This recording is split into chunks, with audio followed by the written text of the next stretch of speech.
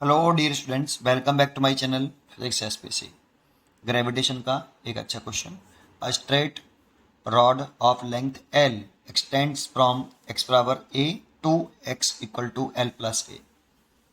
The gravitational force it exerted on a point mass m at x power 0 if the mass per unit length of the rod mass per unit length of the rod is a plus b x square is given by चार choice दे रखी। तो देखो, सबसे पहले इसका एक diagram बनाते हैं। पहले ये कंसीडर कर लेते हैं कि मान लो कि ये एक्स एक्सेस है और ये ऑरिजिन है, तो यहाँ पे एक्स बराबर 0 हो गया। एक स्ट्रेट रोड है, रॉड है, सॉरी रोड नहीं, a straight rod of length L extends from x power to a to x power L plus a। तो देखो, एक रॉड बना लो आप यहाँ, ये रॉड है और x बराबर a पर है एक एंड इसका, ये a डिस्टेंस है, x बराबर a है और ये डिस्टेंस इसकी L मान लूँ, तो ये एंड हो जाएगा x बराबर L प्लस a पर, जैसा उसने कहा। Gravitational force it exerted on a point mass m at x बराबर 0। तो एक पॉइंट मास यहाँ रखा है और इसी पर ग्रेविटेशनल फोर्स पूछ रहा है और लीनियर मास डेंसिटी दे रखी है हमें। मास पर लेंथ को लीनियर मास डेंसिटी कहते हैं हम, linear mass density. Lambda is equal to mass per unit length. Mass per unit length का मतलब होता है 1 मीटर लेंथ पर कितना मास, 1 मीटर लेंथ का कितना मास। अगर रॉड की लेंथ 1 मीटर है तो उसका रॉड का कितना मास है उसे लैम्डा बोल रहे हैं।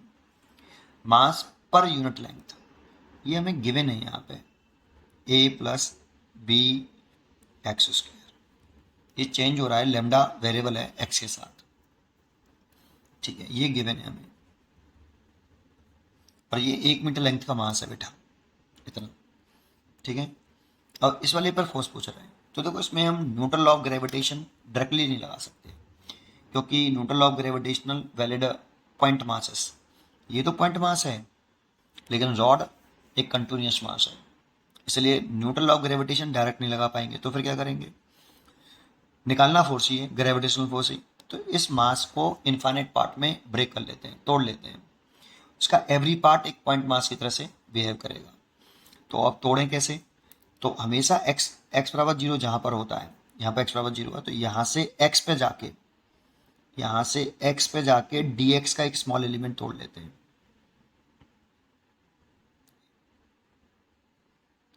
ये डी एक्स का है, इतना बड़ा बना दिया, बस छोटा सा होगा, ये पॉइंट मास की तरह से बिहेव करेगा। इसका मास हम डी एम लेट कर लेते हैं। तो ऐसे इसमें इनफाइनाइट टुकड़े होंगे D x D x D x D x के, और इसमें एवरी पार्ट को हम एक पॉइंट मास मान सकते हैं। और पॉइंट मास इसे मान लें तो ये वाला पॉइंट मास इस वाले पॉइंट मास पर एक ग्रेविटेशनल फोर्स ऑफ अट्रैक्शन लगाएगा। देखो ऐसे, ये आपका पॉइंट मास था जो ऑरिजिन पे रखा था, और ये एक्स पे जाके आपने एक छोटा सा सेगमेंट काटा है, ये इसको डीएम बोला है, और ये एक्स पर काटा है बेटा। ये पॉइंट मास की तरह से वेव करेगा और ये इसमें न्यूटन लॉ ऑफ ग्रेविटेशन लगा सकते हो, तो डी एफ ए आएगा।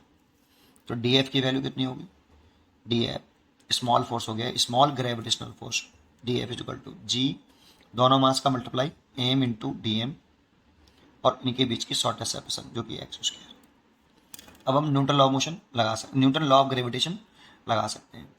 लेकिन इसमें ऐसा मत सोचना कि टोटल मास रॉड का सेंटर पर कंसिडर कर लें, है ना, और फिर पॉइंट मास फॉर्मूला लगा लें, क्योंकि इसमें फोर्स का एक्स के साथ जो रिलेशन है वो लीनियर नहीं है, स्क्वायर के साथ इन्वर्सली प्रोपोर्शनल, लीनियर रिलेशन नहीं।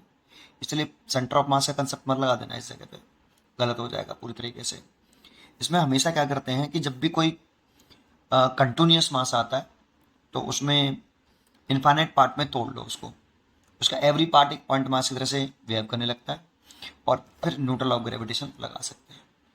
लगा लिया। अब निकालना तो पूरी रॉड का ग्रेविटेशनल फोर्स है due to gravitational force on M due to whole rod, but ये तो एक पॉइंट मास की वजह से हो गया, डीएम की एक छोटी सी पार्टी की वजह से फोर्स हो गया। तो बेटा फोर्स एक वेक्टर क्वांटिटी भी है, इस पर भी ध्यान रखना है, force is a vector quantity. फिर मैं बताता हूँ आगे। जब भी किसी ऑब्जेक्ट को इनफाइनाइट पार्ट में आपको तोड़ना पड़े, फिर उसे वो ऐड करना पड़े, तो मन में ख्याल इंटीग्रेशन का आना चाहिए। दैट मीन्स अगर मैं इसका इंटीग्रेशन कर दूं तो नेट ग्रेविटेशनल फोर्स निकल आएगा। बट यहाँ पे एक मेन कंसेप्ट है, इंटीग्रेशन का मतलब ऐड करना, और ऐड वेक्टर क्वांटिटी को तभी कर सकते हैं जब इनकी डायरेक्शन सेम हो। अगर इंटीग्रेशन करने से पहले ये चेक कर लो कि जितने भी इसमें स्मॉल सेगमेंट तुम तोड़ रहे हो, उन सब की वजह से पॉइंट मास पर जो फोर्स आएगा उसकी डायरेक्शन जो है सेम है कि नहीं। तो देखो आप ये वाला डीएम ले लो, तब भी डायरेक्शन ऐसे आएगी, डीएफ की डायरेक्शन ऐसे आएगी, क्योंकि अट्रैक्टिव नेचर का होता है हमेशा।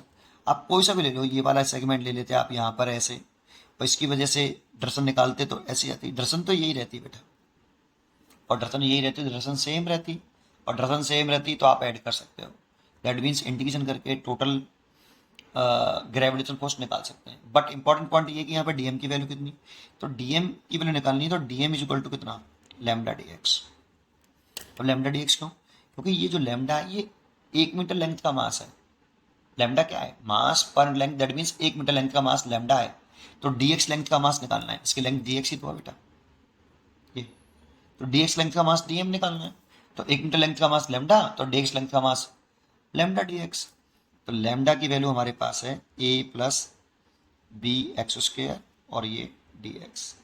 देखो ये डी एम निकल आया है, और डी एम की वैल्यू आप यहाँ पुट कर लो पहले, फिर इंटीग्रेशन कर देंगे बाद में। तो जी एम, और डी एम की वैल्यू है A plus B X square D X, ये डी एम की वैल्यू हो गई, और डिवाइड बाई एक्स स्क्र। अगर आप total gravitational force on M due to rod निकालना चाहते हैं तो आप इसका इंटीग्रेशन कर दें, इंटीग्रेशन डी एफ, और डी इंटीग्रेशन डी एफ की वैल्यू पुट करें तो जी एम ब्रैकेट में ऐसे लिख सकते हो आप इसको, एक बार इसके नीचे लिख लो, एक बार इसके नीचे लिख लो, ऐसे लिख सकते हो ए अपॉन एक्स स्क्र प्लस, जब इसके नीचे लिखेंगे तो एक्स स्क्र से एक्स स्क्र कैंसिल हो जाएगा, बी बचेगा, और इंटीग्रेशन डी एक्स। अब और क्या करें, तो एफ, देखो जी एम तो क्वेश्चन टर्म है, जी एम तो बाहर आ जाएगा ब्रैकेट के बिल्कुल बाहर। इंटीग्रेशन ले आए अंदर, इंटीग्रेशन ए भी क्वेश्चन टर्म हो गया तो ए बाहर आ गया, और एक्स को ऊपर ले आए तो माइनस के 2 और डी एक्स, अंदर डी एक्स का मल्टीप्लाई कर लिया, प्लस बी क्वेश्चन टर्म तो बी बाहर आ जाएगा, और इंटीग्रेशन डी एक्स। देखो ये हो गया, ठीक है ना भाई। जीएम तो बिल्कुल ही बाहर निकाल लिया मैंने, इसको ऊपर ले आया हूँ माइनस के 2, एक क्वेश्चन टर्म बाहर निकाल लिया, इंटीग्रेशन का मल्टीप्लाई कर लिया अंदर, डी एक्स का इधर से मल्टीप्लाई कर लिया। अब लिमिट पुट कर लेते हैं। तो लिमिट कैसे पुट करें भाई, आपको ये जो इस जगह पर फोर्स निकालना है वो पूरी रॉड की से निकालना है, किसके से निकालना है, पूरी रॉड। तो रॉड कहाँ से स्टार्ट हो रही है, एक्स बराबर ए से, और कहाँ पे खत्म हो रही है, एक्स बराबर एल प्लस ए से। तो इसीलिए लिमिट एक्स की पुट करनी है बेटा। तो लिमिट एक्स की पुट पुट कर दें तो कितनी, f is equal to g m बड़ा ब्रैकेट ए इंटीग्रेशन के कहाँ से, ए और एल प्लस ए, और एक्स की पावर माइनस के 2 D X plus B integration D X A और एल प्लस ए। ये लिमिट ऐसी क्यों पुट करें समझ में आया, पूरी रॉड की से निकालना है, रॉड का एक एंड शुरू हो रहा है, स्टार्ट हो रहा है ए पर, एक्स बराबर ए पर, और दूसरा एंड स्टॉप हो रहा है, खत्म हो रहा है एल प्लस ए पर, इसलिए मैंने लिमिट ये पुट करी। ठीक है, चलिए शुरू करते हैं आगे। इंटीग्रेशन करना है, बस खेल खत्म, मैथमेटिक्स रह गया। आप इंटीग्रेशन, ए तो बाहर है ये, इसका इंटीग्रेशन करें तो उसमें फॉर्मा लगा सकते हो आप एक्स की पावर एन का, और वो होता है एन प्लस 1, तो माइनस के 2 प्लस 1 एंड माइनस के 2 प्लस 1, और लिमिट हो गई ए से एल प्लस ए, और इसका इंटीग्रेशन तो एक्स हो गया, और लिमिट हो गई ए से एल प्लस ए। अब आगे लिखें जी एम ब्रैकेट में, ये देखो -1 हो गया, इसको यहाँ लिख लेता हूँ माइनस ए, और ये हो गया 1/x, एक्स की power -1, that means 1/x 1/x। चलो अगली लाइन में लिख देते हैं लिमिट। वैसे मैं एक ही साथ कर सकता था, लेकिन समझ में आया आपको, इसीलिए ऐसे 2-3 स्टेप बना लिए। चलो कोई नहीं, आप डायरेक्ट भी कर सकते थे इसको, जी एम माइनस ए, पहले एक्स की जगह पे upper limit 1/L plus a और minus 1/A upper lower limit plus b, ऐसे एक्स की जगह पे पहले upper limit f plus a minus lower limit a. देखो ए से तो ए कैंसिल हो गया, इस माइनस का अंदर मल्टीप्लाई कर लो, जी एम अंदर मल्टीप्लाई करेंगे तो ए तो बाहर आएगा, माइनस का मल्टीप्लाई किया बस केवल 1/A प्लस का हो जाएगा और ये माइनस का हो जाएगा, ऐसे प्लस बी एल। ये इसका आंसर है बेटा, ये इसका आंसर है। तो चेक करते हैं इसका आंसर कौन सा है। इसका आंसर है, देखो 1/A पहले है और इसमें प्लस का बी एल है, तो प्लस का बी एल इसमें दिख रहा है, 1/A इसमें पहले दिख रहा है, ठीक है। इसका मतलब ये क्या कर दिया हमने, डी चॉइस है बेटा, ये है ना, D is correct, D choice is correct. उम्मीद करता हूँ कि आपको ये जरूर समझ में आया होगा। पढ़ते रहिए और खुश रहिए। Thank you.